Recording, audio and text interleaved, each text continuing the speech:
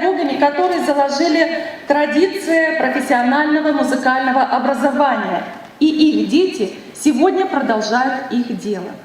Родители некоторых из наших преподавателей работали в колледже, были у истоков профессионального музыкального образования в Республике Коми.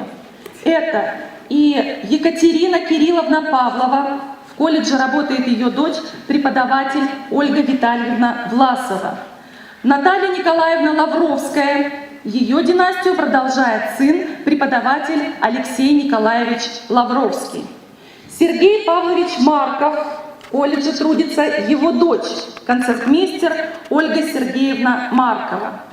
Тамара Николаевна Демидова, ее сын Иван Владимирович Демидов работает на отделении оркестровые, духовые и ударные инструменты.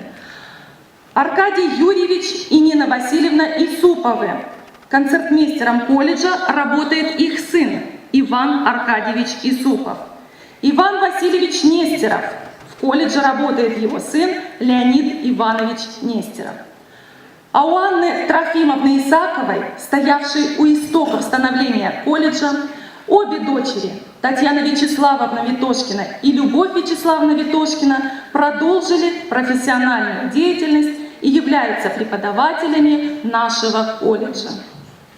Ференц Лист «Дикая охота» исполняет лауреат премии правительства Республики Коми, почетный работник культуры Республики Коми, преподаватель отделения фортепиано Татьяна Витошкина.